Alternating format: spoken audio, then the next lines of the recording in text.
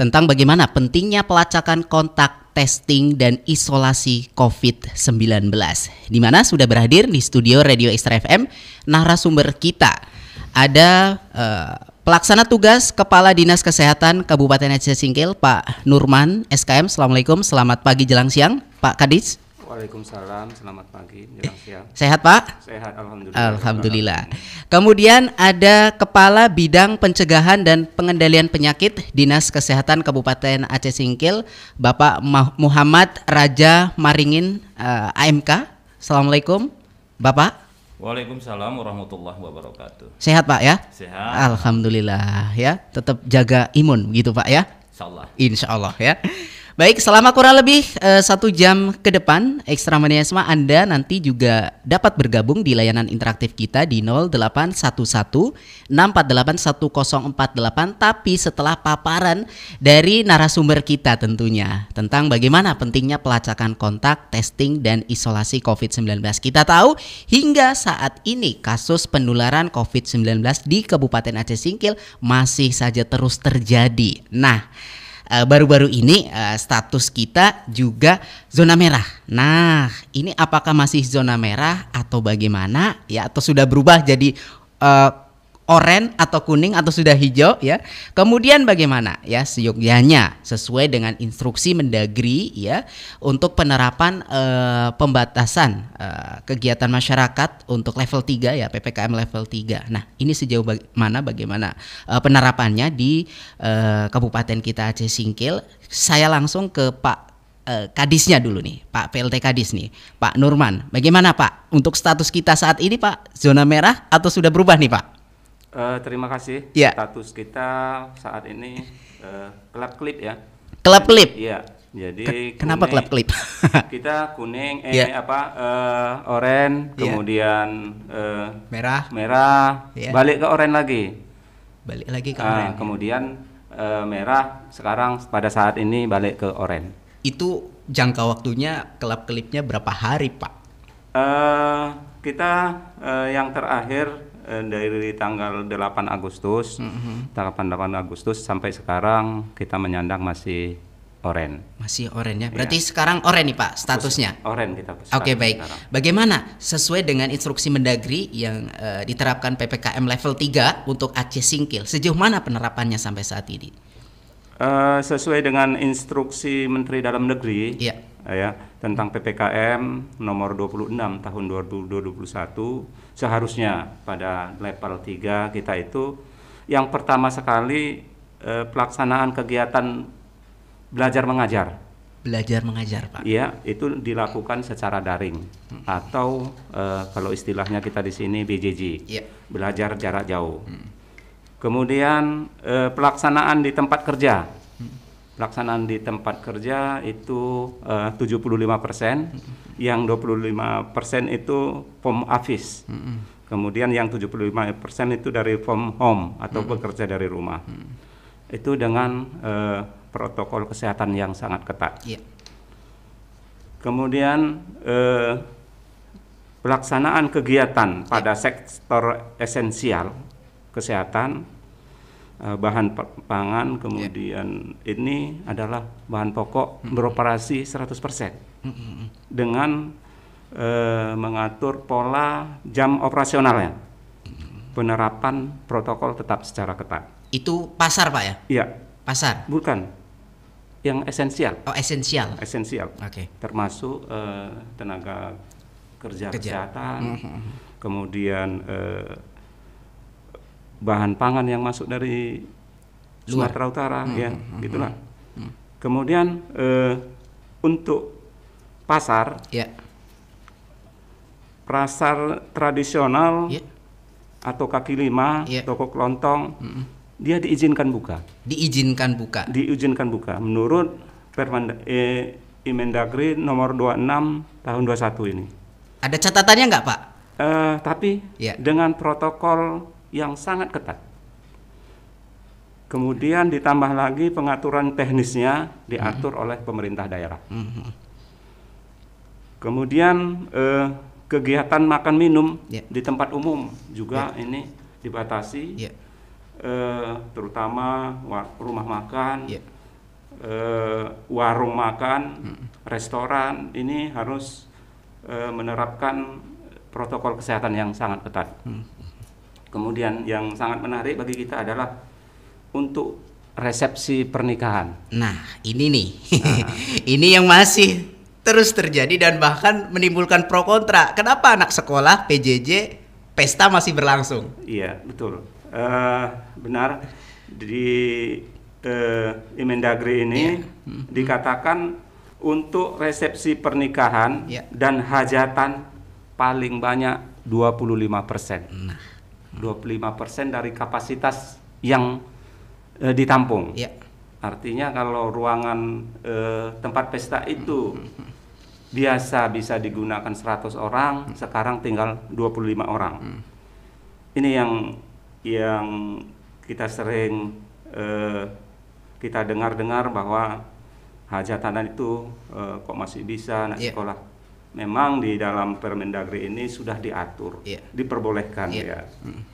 Namun tinggal bagaimana penerapannya di lapangan, apakah 25% atau tidak begitu, Pak? Ini siapa nih yang memastikan ini nih, Pak? Nah, ini yang sering kita kecolongan. Nah, kita kan aturannya ini kan udah jelas.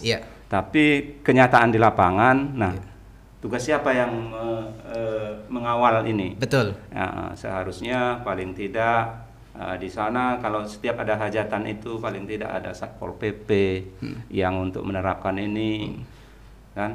Nah, tapi yang kita lihat sekarang kan nggak ada itu, mungkin belum terlaksana. Belum terlaksana, Pak ya. Mudah-mudahan ke depan kalau kita masih menyandang oranye atau merah, mudah-mudahan jangan lagi lah. Kita berupaya sekarang untuk turun menjadi level kuning. Level kuning begitu ya. Baik, katakanlah Bapak sebut tadi Satpol PP begitu, Pak. Ada PPKM mikro level desa, Pak. Nah, ini kenapa misalnya tidak didorong untuk memastikan 25% dari pesta ini begitu, Pak, kapasitasnya? Sebenarnya kalau perangkat kita sudah sampai ke desa tentang PPKM mikro. Nah, sekarang petugas yang di PPKM mikro ini itu yang belum dibekali kayaknya. Nah, ya, itu yang belum dibekali. Jadi terkesan aja yang tugas di PPKM mikro itu cuma makan gaji buta aja, dibayar sekian per hari atau per bulan. Pekerjaannya nggak jelas. Iya, padahal mereka ini kalau dikasih pekerjaan ini sangat bagus. Oke, baik, dalam arti ini berarti dalam hal ini PPKM level desa masih belum maksimal, Pak ya? Betul sekali. Oke, baik. Jadi mungkin ini yang perlu menjadi catatan kita bersama, bagaimana upaya pemaksimalan. Ini Satgas COVID-19 Kabupaten nih, Pak ya? Iya. Oke. Saya ingin tahu nih update terakhir, Pak. Kasus kita berapa, Pak? Terima kasih. Update kasus kita untuk pada saat ini saya cerita dulu nih. Ya silakan, Pak. Di tanggal 2 sampai dengan tanggal 10 Agustus tahun 2021 zonasi kita merah, artinya resiko tinggi. Kemudian di tanggal 11 Agustus 21 sudah kembali zona oranye. Nah, penerapan PPKM level 3 di bidang kesehatan tetap. Pelayanan puskesmas berjalan sesuai dengan rutinitasnya. Kasus update tanggal 11 Agustus tahun 2021 itu di tahun 2020 kita menyumbang 195 orang nih yang positif. 2020 aja, Pak ya? 2020.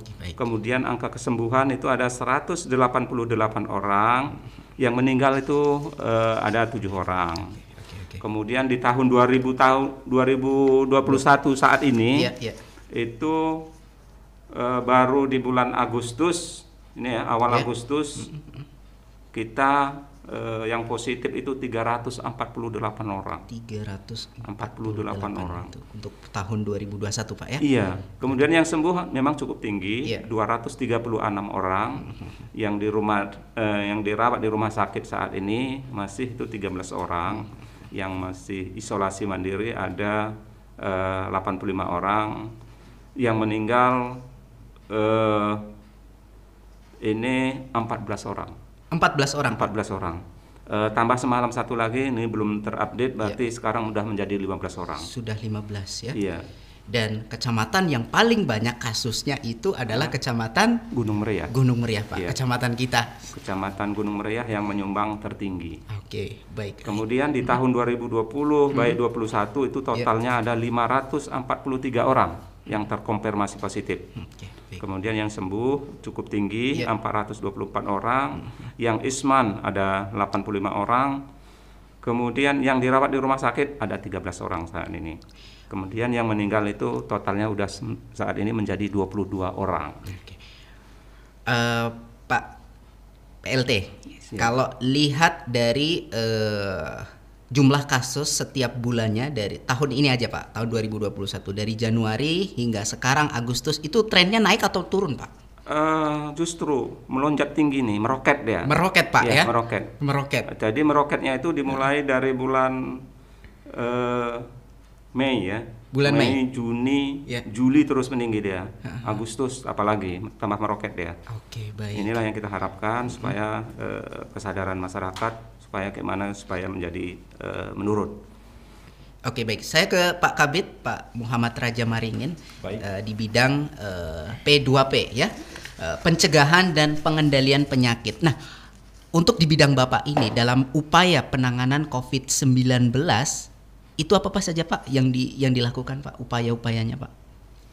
Baik, terima kasih. Tugas Kepala Bidang P2P Dinas Kesehatan Kabupaten Jasingkil mempunyai tugas yang memang sangat berat. Iya.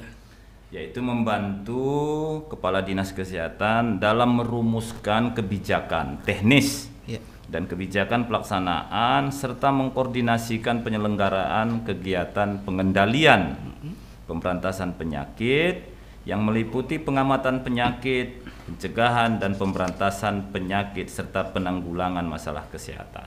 Ya. Itu tugas bidang P2P. Itu Pak ya. Iya. Untuk spesifik penanganan COVID ini Pak? Kalau penanganan spesifik, penanganan COVID terutama penyakit menular ini di Satgas bidang P2P kan sudah jelas membantu Kepala Dinas Kesehatan untuk menyiapkan karantina. Iya. Jadi karantina tadi kan sudah dijelaskan oleh Pak PLT bahwasanya sudah ada tempat karantina. Iya. Sudah ada Pak? Sudah. Tempat karantina terpusat. Iya. Sejak kapan ada Pak? Kemarinnya lagi kayaknya belum ada deh Pak. Tanggal 10 Agustus sudah diresmikan oleh Bapak Bupati di MES DPRK Kabupaten Aceh Singkil. Oke, baik. Nanti saya akan lanjut itu, tapi sebelumnya ini sampai saat ini Pak Kabid ya, untuk penularan COVID-19 kita kan cukup tinggi. Untuk itu langkah-langkah strategis apa yang diperlukan dalam percepatan pencegahan dan pengendalian penularan COVID-19? Sejauh mana proses itu dilakukan oleh Dinas Kesehatan? Dinas Kesehatan sebagai leading sektor untuk percepatan penanganan penyelesaian penyakit infeksi yaitu COVID-19.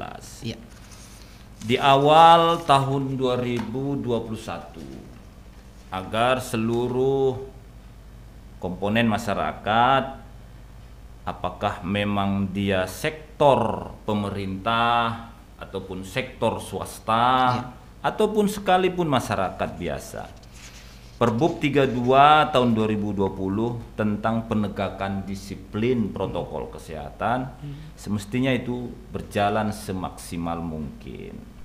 Itu dia. Dan memang tersosialisasi di awal ya ke seluruh pelosok desa yang ada di Kabupaten Aceh Singkil.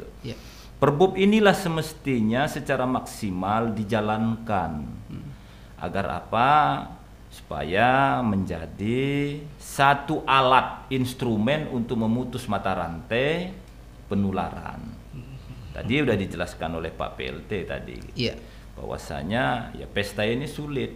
Kalau seandainya memang dibatasi jumlah yang memang akan hadir 25%, siapa yang tanggung jawab? Betul Pak. Maka akan hadir di situ ya tentu pemerintah ini ya yang memang menangani tentang pembatasan supaya tidak terjadi kerumunan. Itu harus hadir di situ pemerintah. Itu dia. Yang kedua adalah Ingup, Instruksi Gubernur nomor 17 tahun 2021 tentang PPKM berbasis mikro level 4, level 3 dan level 2 terhitung tanggal 10 sampai dengan 23 Agustus.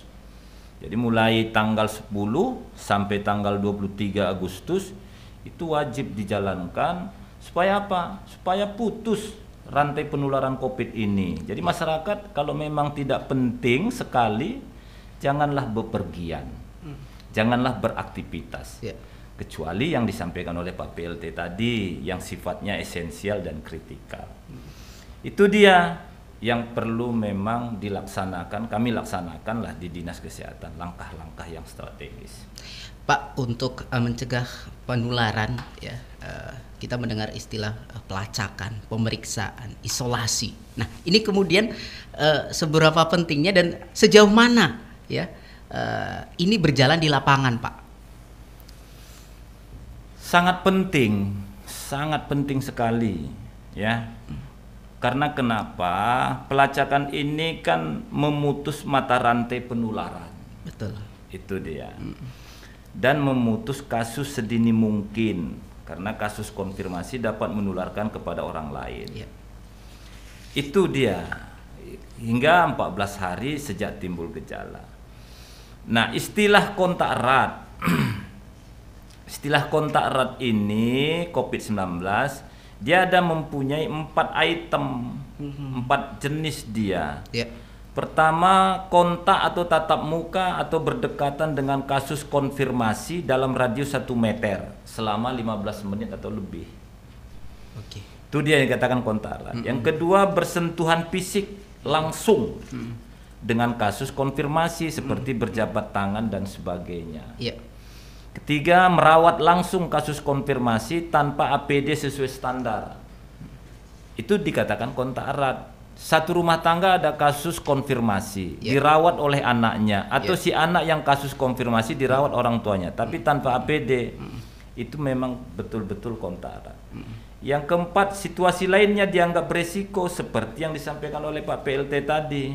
Kalau rumah tangga, anggota keluarga yang saya jelaskan tadi itu pembantu rumah tangga, supir, termasuk juga pengurus kebun. Kalau masyarakat, tetangga, teman sekolah, teman kerja atau kolega, pedagang keliling, warung kopi, rumah makan, restoran, kafe, tempat ibadah, pesta atau kerumunan masyarakat. Itu termasuk dalam kelompok yang dikatakan kontak erat. Apabila memang ada kasus konfirmasi. Baru perjalanan, kalau memang terjadi perjalanan satu teman, antara lain penerbangan, kereta api, bis, taksi, angkutan umum. Kemudian pertemuan sosial yang disampaikan Pak PLT tadi, pernikahan, pesta perayaan lainnya, melayat orang meninggal, pertemuan keagamaan, rapat dan pertemuan di masyarakat. Jadi di bulan Agustus ini kita kan memperingati yang namanya Hari Kemerdekaan Republik Indonesia yang ke-76. Betul, Pak. Jadi termasuk pertemuan sosial kelompok ini, maka dikurangi saja jumlahnya.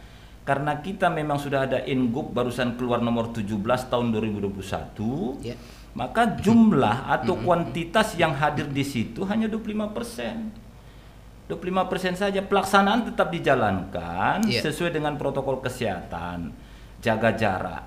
Lebih kurang itu 1 meter. Nah, di luar itu maka silahkan oleh pemerintah setempat secara daring yang akan diikuti oleh seluruh kecamatan. Itu dia. Nah, kendala dalam pelacakan yang memang kami rasakan selama ini. Pertama adalah kasus konfirmasi, ada yang enggan ditemui di rumahnya. Ada yang enggan. Jadi mengelak gitu, Pak? Iya. Didatangin, bahkan dikunci. Itu yang kami. Kemudian nomor handphone ada yang memang aktif, ada yang tidak aktif lagi. aktifnya saat kita berkomunikasi sebelum kita sampai di tempatnya. Begitu sampai di tempatnya sudah tidak aktif lagi. Itu kendala. Jadi memutus mata rantai itu memang dia harus sistemik, harus dia satu rangkaian. Kalau tidak sampai kapanpun yang namanya rantai penularan COVID-19 ini tidak akan pernah putus kalau seandainya masyarakat tidak bisa membantu kami di Dinas Kesehatan sebagai leading sektor. Tidak ingat apakah pernah duduk bareng atau tidak, ini alasan yang konfirmasi yang saya sebutkan tadi di pertemuan sosial ataupun di perjalanan dia ataupun di masyarakat, dengan alasan karena apa? Dia takut kalau membawa nama seseorang nanti dianggap apa namanya itu mengikut sertakan penyakit semacam AIDS. Padahal keterbukaan dari yang memang terkonfirmasi ini sangat kami butuhkan. Betul. Di mana saja dia duduk, di KP mana saja. Bukan berarti KP itu nanti ditutup. Tidak, ya tentu didesinfektan. Siapa duduk bareng. Itu wajib dijelaskan. Semakin banyak yang kita temukan dalam pelacakan dan memang ketersediaan mereka yang udah kita lacak untuk di testing, semakin cepat kita memutus mata rantai penularan. Itu. Oke. Jadi artinya dalam hal ini banyak masyarakat yang tidak jujur, Pak. Bahasanya ya seperti itu. Tidak jujur ya. Tidak jujur. Itu kendalanya maunya. Iya. Maunya jujur, cuman kami tidak berani menyebutkan itu karena kenapa? Ya nanti kan pasti ada yang namanya perlakuan-perlakuan sosial. Betul. Nah, image sosial itu yang memang kita jaga. Jadi itulah kendala. Belum lagi yang memang bahasa yang kurang santun ya. Ada teman kita sedang melakukan tracking. Kebetulan ya punya pengaruh yang di tracking tadi, diusir Pak. Bahasanya tidak santun. Jadi jujur itu memang saat ini mahal harganya. Oke, baik. Itu apakah dalam proses tracing itu tidak ditemenin sama misalnya perangkat desa begitu Pak, atau siapa supaya, atau Babin Kamtipmas lah leading paling bawah untuk pengamanan, atau Babinsa begitu katakanlah? Dalam pelaksanaan tracking kita memang tetap berkoordinasi dengan perangkat desa. Dengan perangkat desa. Di awal-awal pada tahun 2020 memang ada beberapa yang namanya pemerintah desa ini tidak mengerti. Tapi di awal tahun 2021 sambil berjalan proses mulai mengerti. Termasuklah kita mengajak berkoordinasi dengan Polsek dan Koramil setempat. Namun di bulan 7 2021 inilah mulai berjalan sistem itu tadi, walaupun memang belum sempurna. Kalau di bulan 6 ke bawah 2021 memang orang kesehatan yang memang sendiri jalan. Murni Pak. Nah, apresiasi yang setinggi-tingginya kepada lintas sektoral, baik dia instansi horizontal maupun vertikal. Saya salut karena ada beberapa kasus yang meninggal langsung diatasi oleh lintas vertikal, instansi vertikal, ya kan, lintas sektoral. Jadi apresiasi yang sebesar-besarnya, semoga kerjasama ini tetap berlanjut. Itu dia. Saya ke Pak PLT, Pak, bagaimana Pak Bapak melihat nih anggota Bapak sampai ke bawah begitu ya, katakanlah sudah didatangin ke rumahnya, habis itu dikunci begitu Pak ya, kemudian ada sebagian malah diusir begitu Pak ya. Apa kira-kira Pak nih, ini gimana nih untuk anggota Bapak yang di bawah nih Pak khususnya? Yang jelas kecewa ya. Memang banyak laporan dari para petugas di lapangan, tapi kami dari tenaga kesehatan nggak pernah menyerah. Itu dia. Jadi kami terus dengan segala upaya, dengan teknik, umpamanya kalau contohnya, umpamanya kalau di desinfektan aja ya. Iya Pak. Mungkin kalau rumahnya jelas-jelas tidak dia kasih. Dikasih begitu Pak. Jadi kami punya teknik tersendiri. Kita tidak menyasar ke rumahnya, tapi paling tidak dari 3 dari rumahnya itu ke arah rumah dia sampai lewat rumah dia. Artinya kita tidak tok mengambil rumah dia. Akhirnya dengan sendirinya bisa kita lakukan. Oke, berarti butuh trik khusus begitu Pak. Iya, betul. Ya, tapi pada intinya semangat pantang menyerah begitu ya kan. Betul. Lama-lama juga terbiasa begitu Pak. Itu sudah pasti. Iya. Oke, baik Pak. Di kasus klasifikasi COVID-19 ya, kita sering mendengar Pak, ada yang namanya suspek, probable, kasus terkonfirmasi seperti yang disebutkan Pak Kabid tadi, ya kan? Iya. Mungkin Bapak bisa jelaskan sedikit supaya masyarakat mengetahuinya Pak. Ini maksudnya apa sih sebenarnya begitu ya? Karena kita nggak sekolah medis nih Pak. Iya betul. Iya. Jadi kalau suspek gitu ya, suspek itu adalah orang yang ISPA atau akut, lebih kurang dia sudah 14 hari terakhir sebelum timbul gejala memiliki riwayat perjalanan atau tinggal di negara luar. Kemudian atau wilayah Indonesia yang dilaporkan adalah sebagai transmisi lokal. Kemudian orang dengan salah satu gejala ISPA dan pada 14 hari terakhir sebelum timbul gejala memiliki riwayat kontak dengan kasus terkonfirmasi COVID-19. Kemudian orang yang ISPA berat atau pneumonia berat yang membutuhkan perawatan berat di rumah sakit dan tidak ada penyebab lain berdasarkan gambaran klinis yang meyakinkan. Jadi kalau itu tadi kalau suspek ya. Jadi kalau probable itu adalah kasus suspek sebenarnya. Kasus suspek dengan ISPA berat atau akut atau respiratory syndrome atau ARDS meninggal dengan gambaran klinis yang meyakinkan COVID-19 dan belum ada hasil pemeriksaan lab atau PCR-nya. Kemudian kasus yang terkonfirmasi. Kasus yang terkonfirmasi adalah seseorang yang dinyatakan positif, itu sudah jelas, terinfeksi virus COVID-19 yang dibuktikan dengan hasil pemeriksaan lab unsia. Jadi selama ini kita bekerja sama dengan lab unsia untuk menentukan PCR-nya. Itu kalau di PCR Pak butuh waktu berapa lama Pak kita mengetahui hasilnya Pak? Kalau kita ada kerjasama dengan lab unsia, kita dalam 24 jam kita sudah dapat hasil. Oh 24 jam? Iya, sudah dapat hasilnya. Oke, jadi tidak perlu menunggu berhari-hari begitu Pak ya? Tidak perlu, dan mulai bulan Agustus ini kita sudah memintakan sama dengan lab unsia bahwa kita mengikut sertakan dengan city value-nya. Jadi kalau kita selama ini cuman hasilnya saja, sekarang lab unsia itu turut melampirkan city value-nya. Artinya COVID yang diderita seseorang itu masih bisa menularkan atau lemah. Jadi dari city value ini bisa kita baca. Begitu Pak. Jadi berarti COVID ini ada yang lemah begitu, tidak menular gitu Pak? Maksudnya begini. Seseorang yang sudah positif di level 10 hari atau 14 hari ke depannya, dia kita periksa lagi. Kita periksa lagi, kita kirimkan. Seandainya dia masih positif, di city value kita basta.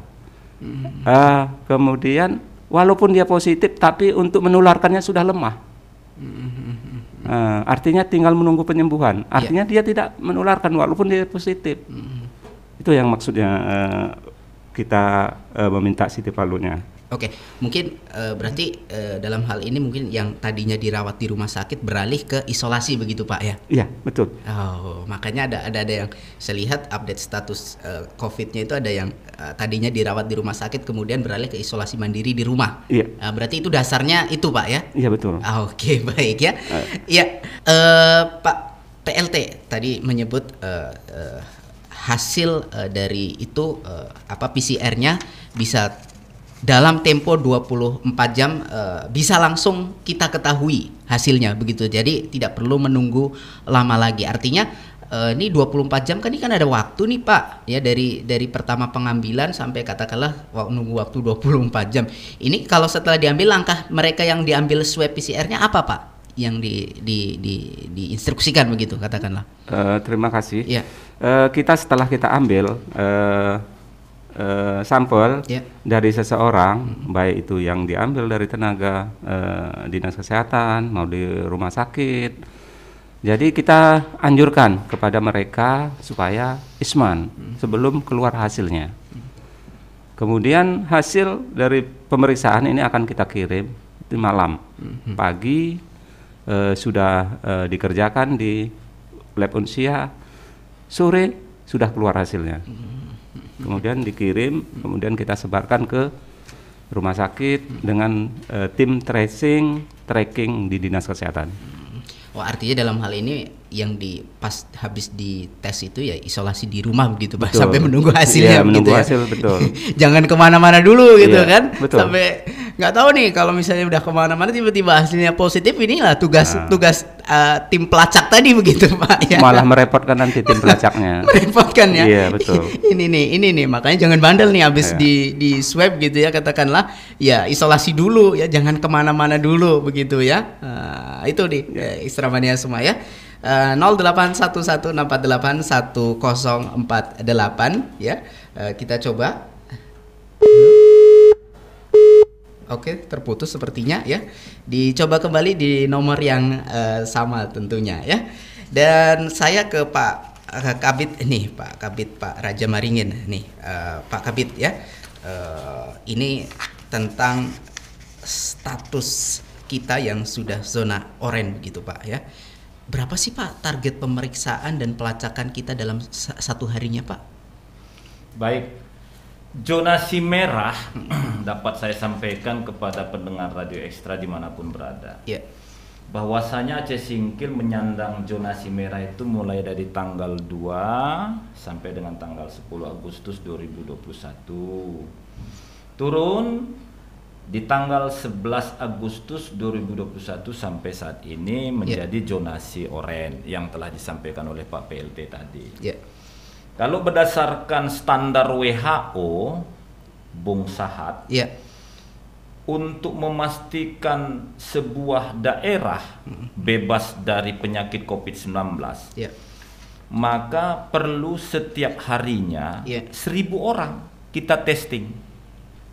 Setiap harinya? Iya. 1.000 orang Pak? Iya. Mampu atau tidak anggaran daerah, anggaran kabupaten? Saya rasa tidak mampu.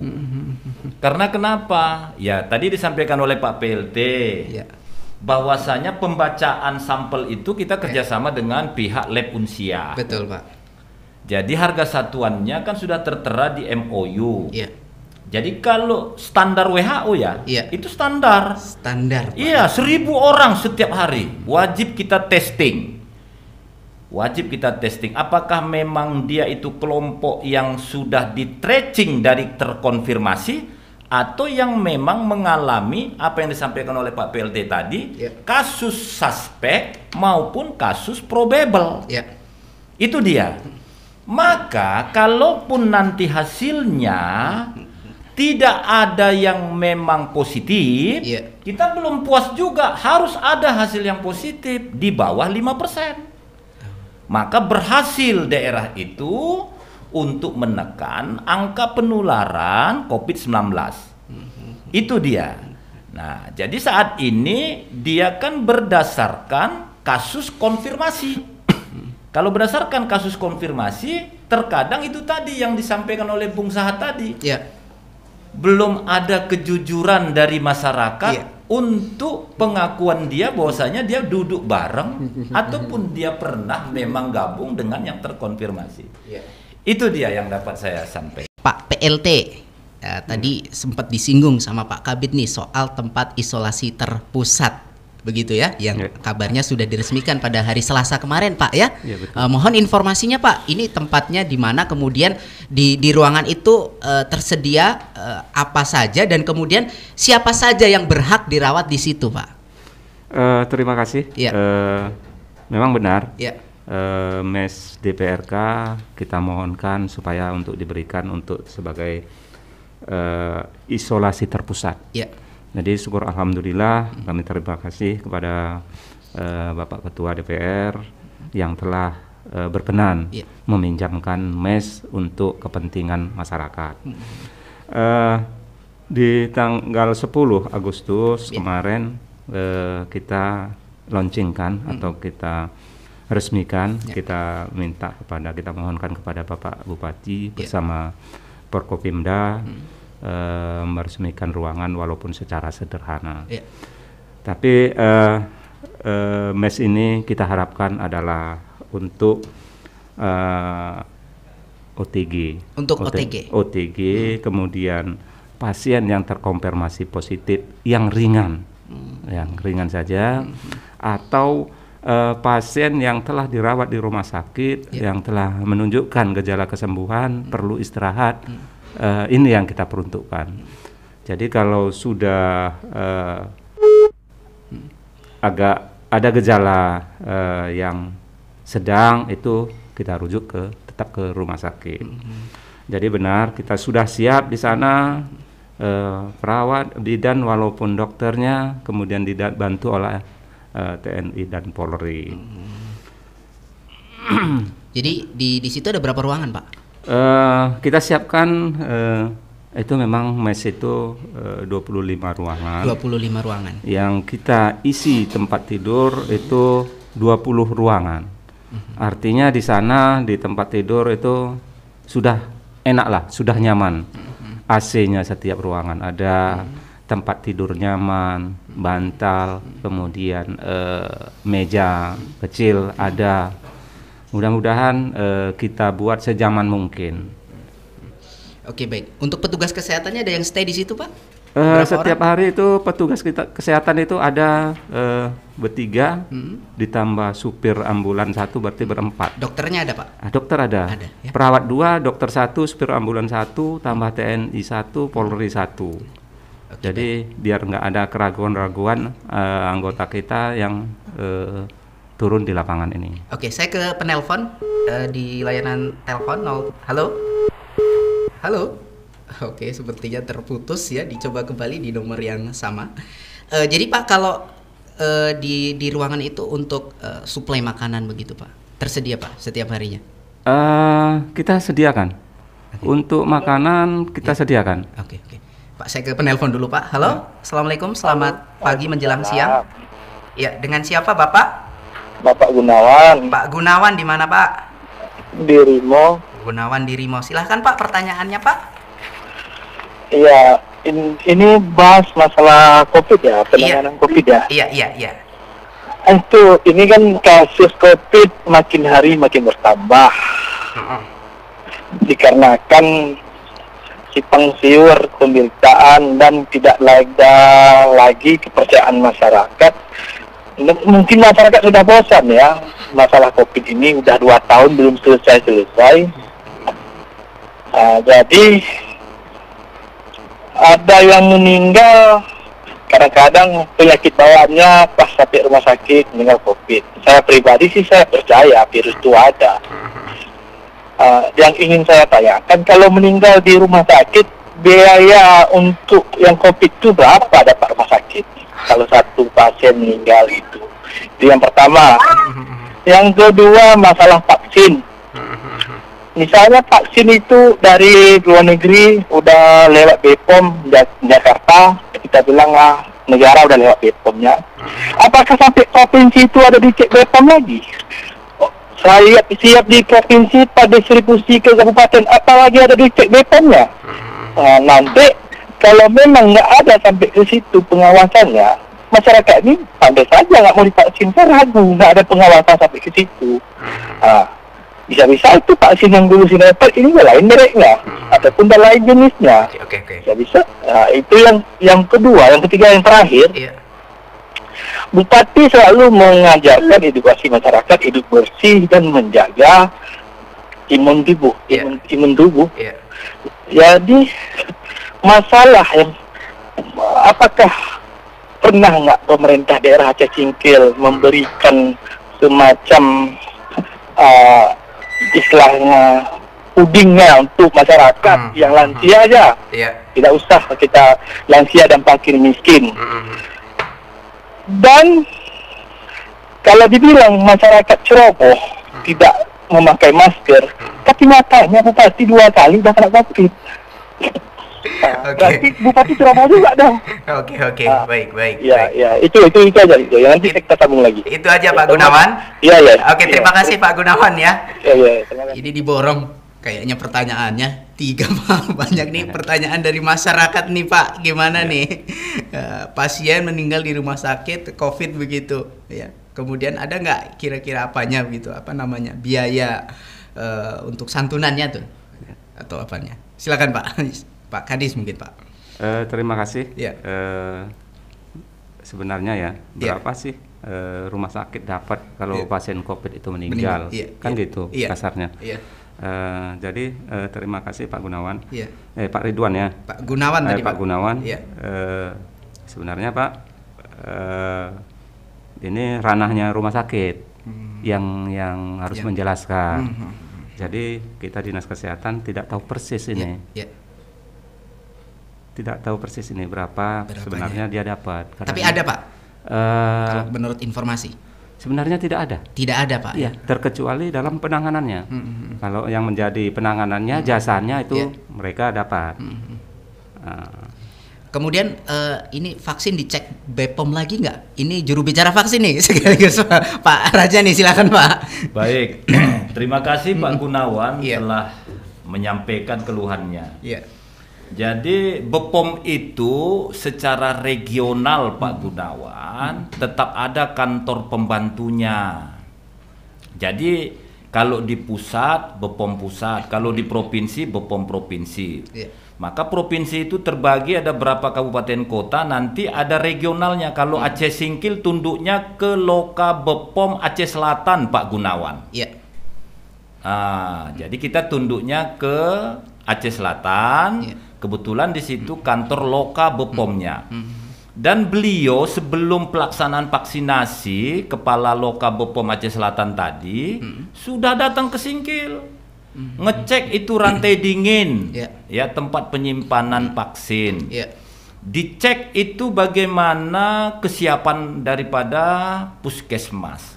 Termasuk ditanya dokternya, jurimnya, kapusnya, supaya tidak terjadi kesalahan dan hal-hal yang tidak kita inginkan. Saya rasa aman Pak Gunawan, nggak usah takut kok, aman itu. Dipastikan aman. Gitu, aman. Pak? Oke, baik. Pertanyaan ketiga nih, gimana nih untuk edukasi kepada masyarakat nih? Bagaimana? Apakah Pemda misalnya kasih puding begitu untuk masyarakat? Untuk masalah suplemen yang diinginkan, kita berdoa aja Pak Gunawan, mudah-mudahan anggaran pendapatan belanja daerah Aceh Singkil ini bisa naik ya setiap tahunnya. Tapi sekarang ini pertumbuhan ekonomi kita kan di bawah 4% Pak Gunawan. Kenapa di bawah 4%? Agak terseok-seok saat ini bagaimana keuangan daerah. Karena banyak kali yang memang sekarang ini dipusatkan untuk penanganan dan percepatan vaksinasi. Jadi COVID dengan vaksinasi serangkai Pak Gunawan. Nah, kalaupun memang sangat memang dibutuhkan, ya bisa nanti Pak Gunawan itu ajak rembuk dengan kepala desanya, perangkat desanya bagaimana mencari jalan keluar. Tidak mesti harus pakai uang, mungkin pekarangan di rumah itu bisa ditanami dengan tanaman-tanaman yang bergizi, bermanfaat. Dan kaitan dengan Pak Bupati sudah 2 kali terkonfirmasi, beliau itu padat kegiatannya Pak Gunawan, karena istirahat beliau itu tidak cukup. Jadi yang namanya kita itu istirahat itu terjadi pembentukan antibodi. Kalau istirahatnya cukup, kalau tidak maka di situ faktor kelemahan sehingga virus mudah masuk ke tubuh seseorang. Itu yang dapat saya jelaskan Pak Gunawan. Ada tambahan Pak Kadis, PLT, Pak PLT? Sedikit kita tambahkan. Memang betul Bapak Bupati sudah divaksin. Tapi demikian juga bahwa seseorang yang sudah divaksin tidak serta-merta juga dia kebal terhadap COVID. Itu yang perlu saya tambahkan. Itu artinya cuman melindungi begitu Pak ya kalau divaksin. Cuman kalaupun kena dia nggak berapa lagi lah. Nggak berat gitu. Nggak berat ya. Sudah lemah kumannya. Oke Pak. Saya ke penelpon kembali. Halo, assalamualaikum. Selamat siang. Iya, waalaikumsalam. Ya, dengan siapa nih? Saya dengan Ramadhani. Dari Sidorejo Dusun 4. Ramadhani Rendahan. Sidorejo Dusun 4 Rendahan. Silahkan Pak Ramadhani, pertanyaannya. Di sini baik, saya akan bertanya ini. Itu isolasi itu dilakukan sejak kapan gitu? Nah, apakah tunggu sejak lalu atau gimana? Lalu bagaimana penanganannya kalau ruang isolasi penuh? Nah, apakah tetap dilakukan dengan penanganan isolasi tersebut? Isolasi sejak kapan dan kalau penuh gimana begitu ya Pak? Iya. Oke, itu saja Pak? Ada satu lagi nih Bang. Oh iya, silakan. Nah, selanjutnya ada pertanyaan kedua. Apakah ada kriteria khusus untuk melakukan isolasi mandiri? Kriteria khusus untuk isolasi mandiri? Isolasi mandiri di rumah nih maksudnya? Oke. Jika gini Pak, belum Pak. Jika terinfeksi virus, jika terinfeksi gejala ringan tadi. Oke, baik. Cukup Pak Ramadhani? Iya, cukup. Terima kasih Pak Ramadhani yang ada di Sidorejo Dusun 4 Rendahan. Pak Kadis, Pak PLT, silakan Pak. Nih, 2 pertanyaan Pak. Isolasi sejak kapan Pak? Terima kasih. Isolasi ini maksudnya bagaimana nih? Maksudnya kalau isolasi ini sejak kapan diresmikan? Semenjak tanggal 10 Agustus kemarin. Orang kapan dimulai misalnya dia diisolasi begitu ya kan, setelah dia terinfeksi COVID begitu katakanlah mungkin Pak yang dimaksud Pak. Kemudian kalau ruangannya penuh gimana? Apakah isolasi mandiri atau gimana mungkin? Terima kasih. Jadi yang isolasi yang terpusat yang di Kampung Baru itu adalah kita peruntukkan untuk yang terkonfirmasi positif yang mempunyai gejala ringan. Artinya kalau yang tidak mempunyai gejala, kita upayakan supaya isolasi mandiri di rumahnya masing-masing dengan pengawasan surveillance puskesmas. Jadi selayaknya yang menentukan ini tentunya adalah dari pihak medis. Apakah dia nanti termasuk yang ringan atau yang sedang, yang berat, ini tentu medis yang menentukan. Kalau yang tadi pertanyaan kedua, kriteria isolasi mandiri Pak, yang gimana nih? Di rumah maksudnya nih tadi. Yang kriterianya tadi sudah saya sampaikan bahwa kalau dia tanpa gejala, itu cukup isolasi mandiri di rumah dengan pengawasan petugas puskesmas atau surveillance namanya. Kemudian kalau dia bergejala dengan gejala ringan, ini yang kita tampung di tempat isolasi terpusat tadi Pak ya. Kemudian kalau yang sedang menuju berat ini udah ranahnya rumah sakit. Gitu ya. Pak Raja, Pak Kabid, ada tambahan Pak Kabid? Baik, saya tambahkan. Kriteria isolasi mandiri yang udah disampaikan oleh Pak PLT tadi itu. Pertama, rumahnya itu kamarnya tersendiri Pak Ramadhani. Kamarnya tersendiri, kemudian kamar mandinya tersendiri, diasingkan. Dan selalu dia pakai masker. Artinya protokol kesehatan. Yang mengawasi jika memang Pak Ramadhaninya misalkan terkonfirmasi positif COVID-19, yang mengawasi keluarga Pak Ramadhani dan anak Pak Ramadhani.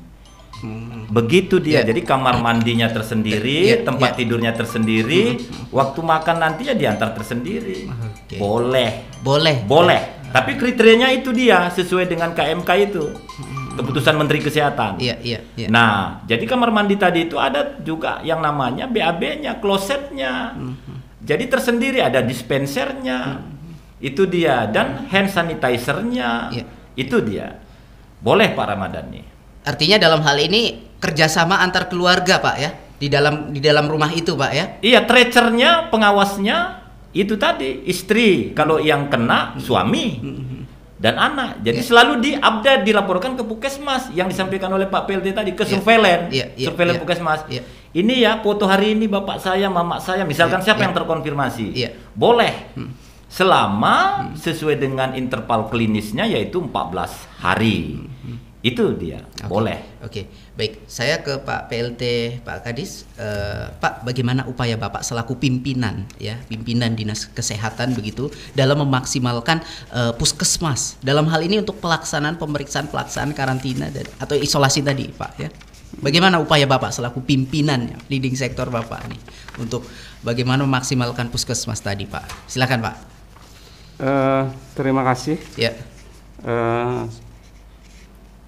Kita melaksanakan, kita berharap sangat ini kepada Puskesmas. Memang kita adalah untuk pelayanan kesehatan adalah garda yang paling depan. Pelayanan Puskesmas harus berjalan sesuai rutinitas sebagaimana biasanya. Kepala Puskesmas dan staf Puskesmas, terutama lagi bidang promkes, harus mengedukasi masyarakat bahwa jika ada warganya yang terkonfirmasi positif, segera anggota keluarganya melaporkan ke Puskesmas. Ini harapan kita kepada masyarakat. Apabila anggota keluarganya yang terkonfirmasi positif atau tanda-tandanya, segera melaporkan ke Puskesmas terdekat, sehingga pelacakan kontak yang terkonfirmasi COVID mudah didata. Isolasi terpusat harus kita jaga, sosialisasikan dengan baik. Jadi pada saat ini pandemi kita ini belum berakhir. Kapan berakhirnya juga kita tidak tahu. Betul. Kami menghimbau lagi kepada masyarakat, tidak ubah-ubahnya, supaya tetap mematuhi protokol kesehatan, supaya kita terhindar dari COVID-19 ini. Pak, di setiap Puskesmas tersedia dokter, Pak? Di situ, Pak? Kita upayakan, kita sudah lengkapi seluruh Puskesmas kita sudah mempunyai tenaga dokter. Baik. Saya ke penelpon kembali. Halo, assalamualaikum, selamat siang. Waalaikumsalam. Ya, dengan siapa Bapak? Ini menyambung yang tadi, Bang. Iya Pak. Dengan Pak Gunawan balik. Iya.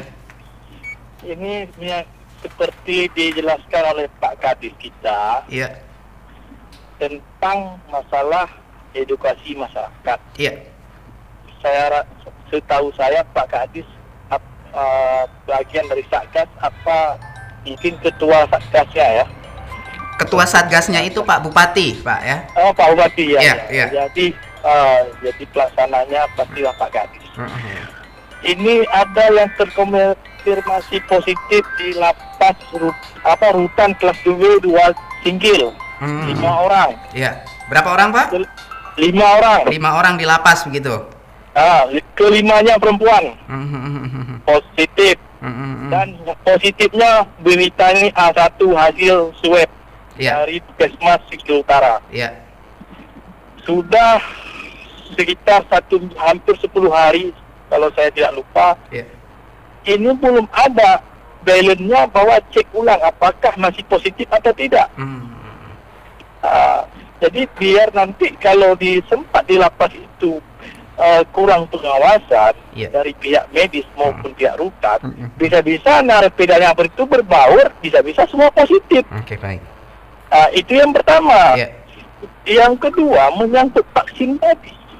Kalau memang pemerintah belum bisa menjamin vaksin itu istilahnya masalah antibodinya memang real, kuat, ini kan vaksin COVID-nya udah ada jenis baru.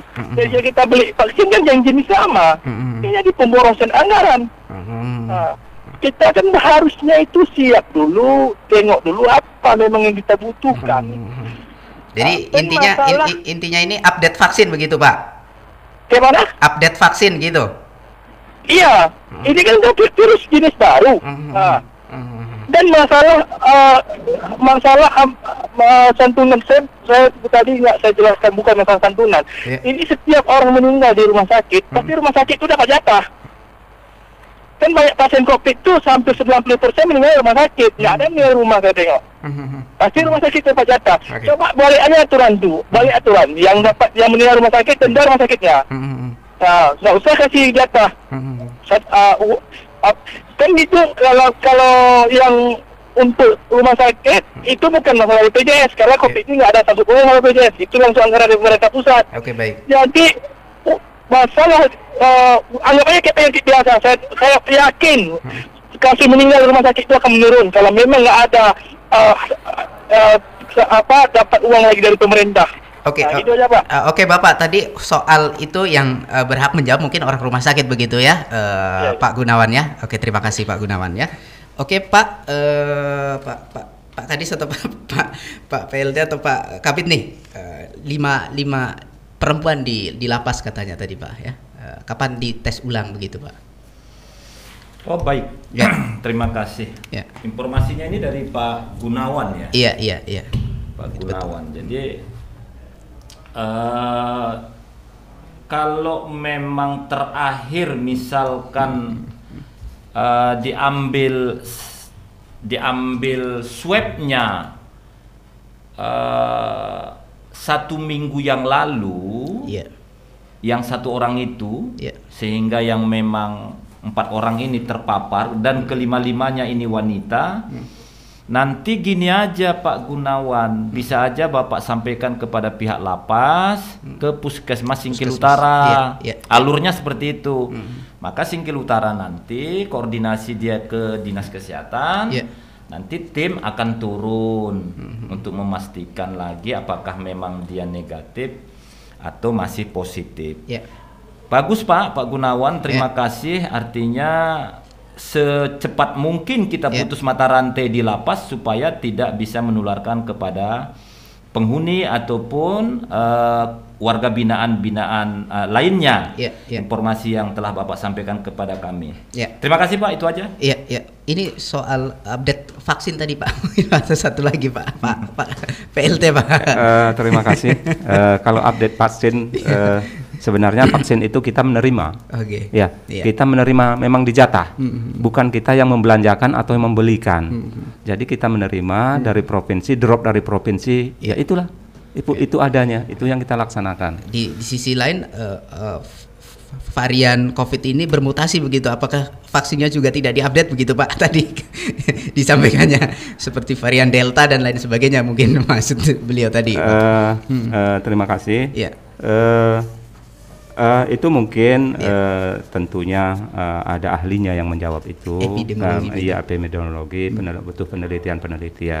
Nah, itu bukannya ranahnya kita sebenarnya. Jadi penjelasannya kita juga nggak bisa maksimal. Oke, baik. Saya ke Pak Kabit terakhir Pak, untuk yang memantau nih karantina, kalau isolasi tadi sudah, pasca perawatan gimana nih Pak? Setelah dirawat, setelah sudah dinyatakan misalnya negatif COVID begitu Pak, apakah dipantau begitu Pak, atau sudah sampai di situlah tugasnya? Pelaksanaan pemantauan apabila memang terkonfirmasi sudah selesai melaksanakan isolasinya, itu dikembalikan kepada keluarga yang terdekat. Dengan catatan memang betul-betul hasil swabnya terakhir itu negatif. Jadi yang disampaikan Pak PLT tadi itu masalah city value. Kalau nantinya memang positif, misalkan, berarti city value-nya itu masih rendah. Ya kan masih rendah. Di mana dibuktikan itu saat diambil sampelnya, dikirim, lalu dibaca, memang nampak itu patologi kliniknya di bawah 30 dia. Nah, maka dia bisa menularkan kepada orang lain. Yang kedua, ya tentu perangkat desa. Perangkat desa yang bisa membantu dalam pemantauan apabila seseorang telah selesai isolasi di rumahnya. Tapi kalau yang disampaikan Pak PLT tadi itu benar. Begitu udah selesai dia terapinya di rumah sakit, maka dikembalikan isman.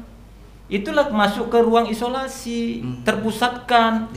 Kalau dia masuk ke rumahnya, syarat isolasi mandiri tadi itu kan sudah jelas sesuai dengan peraturan Menteri Kesehatan. Betul. Kamarnya tersendiri, kamar mandinya tersendiri, ya kan? Dispensernya tersendiri, semua tersendiri. Yang mengawasi anggota keluarga itu. Itu dia. Jadi harus ada memang lintas sektoral di desa itu yang mempunyai peran penting untuk pemantauan orang yang memang telah selesai melaksanakan isolasi. Ya, artinya dalam hal ini kerjasama nih. Kerjasama sangat diperlukan untuk memutus rantai penyebaran COVID-19. Baik, Bapak-Bapak, sebelum saya tutup, saya ingin closing statement dari masing-masing narasumber. Silakan Pak Kadis dulu, Pak PLT Kadis, silakan Pak. Terima kasih. Saya harap kepada masyarakat pada saat ini pandemi kita ini belum berakhir. Ya, kami menghimbau kepada seluruh masyarakat agar tetap mematuhi 3M atau protokol kesehatan, menghindari kerumunan serta membatasi kegiatan jika tidak penting, tidak perlu keluar rumah. Ini aja yang perlu closing bagi kami. Dari Pak Kabid. Baik, terima kasih. Sebagai kata penutup saya, saya minta kepada seluruh masyarakat Aceh Singkil, jangan takut untuk diswab. Karena syarat bebas daerah Aceh Singkil dari COVID-19 perharinya 1000 orang wajib kita testing. Pembuktiannya itu apa? Ya tentu melalui yang namanya swab. Jadi jangan takut, berilah kami itu yang namanya waktu untuk menentukan daerah Aceh Singkil ini bebas atau tidak dari COVID-19. Saya takut terus terang aja ini, bahwasanya walaupun belum ada pembuktiannya, rakyat Aceh Singkil yang jumlahnya lebih kurang 129.000 sudah 60% terpapar COVID-19. Variannya apa? Kalau memang di awal Alpha, sekarang di Delta, ahlinya lah yang bisa bicara. Selalu jaga kesehatan, cukupkan istirahat. Itu yang dapat saya sampaikan. Baik, terima kasih untuk para narasumber yang sudah memberikan paparannya tentang pentingnya pelacakan, kontak, testing, dan isolasi COVID-19. Mudah-mudahan ini dapat mengedukasi seluruh masyarakat Aceh Singkil betapa penularan COVID-19 masih terus terjadi dan kita wajib taat terhadap protokol kesehatan. Ekstra Maniasma. Dan itulah akhir kebersamaan kita pada siang hari ini di Talkshow interaktif Aceh Singkil The Road COVID-19 yang dipersembahkan oleh Dinas Kesehatan Kabupaten Aceh Singkil.